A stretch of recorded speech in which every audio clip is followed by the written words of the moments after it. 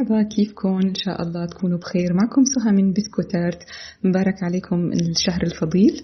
بما أنه شهر رمضان فيه طبق الشوربة من الأطباق الرئيسية، اليوم رح نحضر مع بعض شوربة الجزر مع الحمص. هي شوربة جديدة بنكهاتها، ولكن كتير فيها توليفة نكهات مميزة رح تحبوها إن شاء الله. هي بتتقدم مع الخبز المحمص وعصرة ليمونة. للأمانة أنا بحبها بدون ليمون، بس مع الخبز المحمص جدا جدا رائعة. خلونا نبدأ مع بعض بالمقادير. عندي نص كيلو من البطاطا اللي مقشرة ومفرومة خشن، نص كيلو من الجزر مقشر ومفروم، بصلة كبيرة مقطعة خشن، كوب من الحمص مسلوق، أنا سلقته قبل التصوير وحضرته، 3 معالق كبار من زيت الزيتون،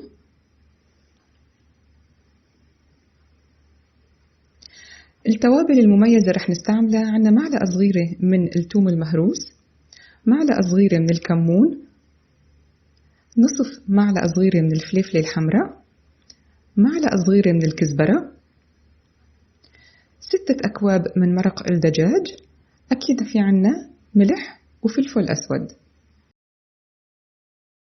نبدأ بتحضير الشوربة. بطنجرة رح سخن 3 معالق كبار من زيت الزيتون، بنطر عليهم لحتى يسخنوا منيح. بعدين بضيف البصل وبقلب البصل لحتى يستوي.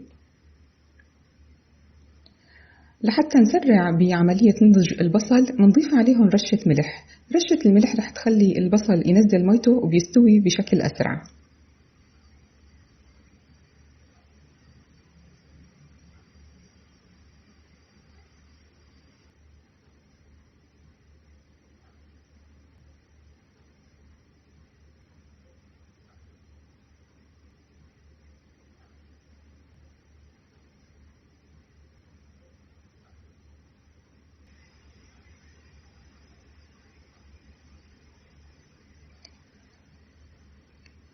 بعد ما استوى البصل رح نضيف عليهم كمية الثوم اللي هي معلقة صغيرة من الثوم المهروس. بالنسبة للثوم ما بيحتاج لوقت طويل بالتقلاية، يعني يا دوب كم تقليبة، لأني إذا الثوم تقلى كتير بيعطينا طعمة مرار.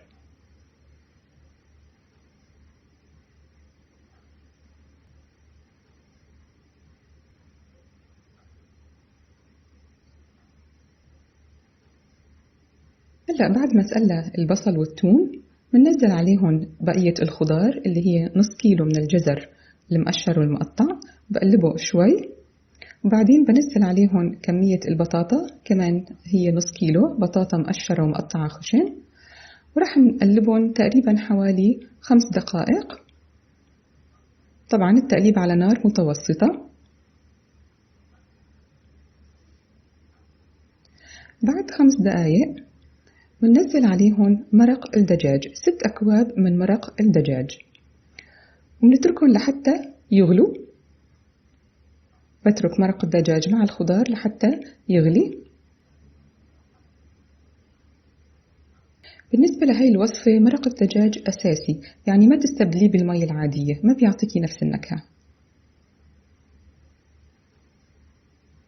بعد ما غلى عندي مرق الدجاج بوطي عليها النار وبتركهم لحتى الخضار تستوي تماما.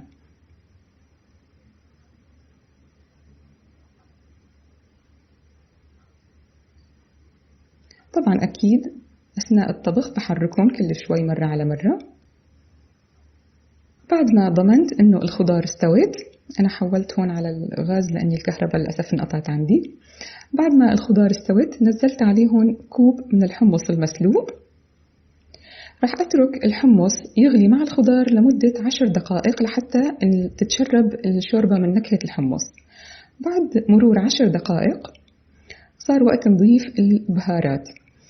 ما تستغربوا من تشكيلة البهارات اللي رح أضيفها، على مسؤوليتي، جربوها كتير طيبة.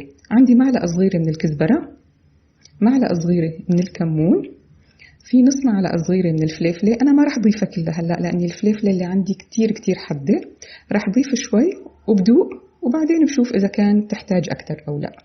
نضيف عليهم رشة فلفل أسود مطحون طازة. بالنسبة للملح حاليا ما رح أضيف ملح لأني مرق الدجاج بالأساس فيه ملح.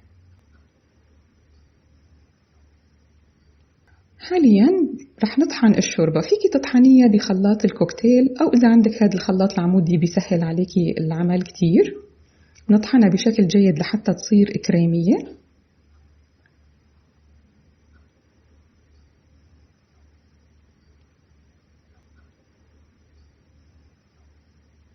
بعد ما نخلص طحن الشوربة لازم نرجع نتركها على النار حوالي 2-3 دقايق لحتى ترجع تسخن والفقاعات الهواء اللي دخلت أثناء الطحن تطلع.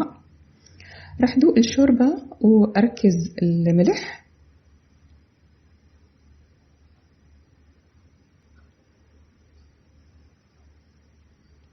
بالنسبة إلي الملح كتير كان مزبوط تمام، لأني مثل ما قلت لكم مرق الدجاج كان فيه ملح. ممكن بقية الفليفلة رح أضيفها. الناس اللي بتحب النكهة الحارة بيلبق لها هي الشوربة كتير، بيلبق لها النكهة إنه تكون يعني نكهة حدودية. وما تخافوا أبدا من الكزبرة، إنه نحن ضفنا كزبرة وكمون، على مسؤوليتي النكهة مزبوطة تماما تماما. إن شاء الله كتير رح تعجبكم هاي الشوربة. شوربة كتير مغذية وغنية. هيك شوربتنا صارت جاهزة. ملاحظة صغيرة، إذا كنتوا مثلا هذا القوام بالنسبة لكم سميك، فيكم تضيفوا مي مغلية، ما تضيفوا مي عادية، مي مغلية لحتى تخففوا القوام. هذا الشيء بيرجع لكم إذا بتحبوها مريئة أو بتحبوها سميكة. هيك أنا شوربتي صارت جاهزة للتقديم.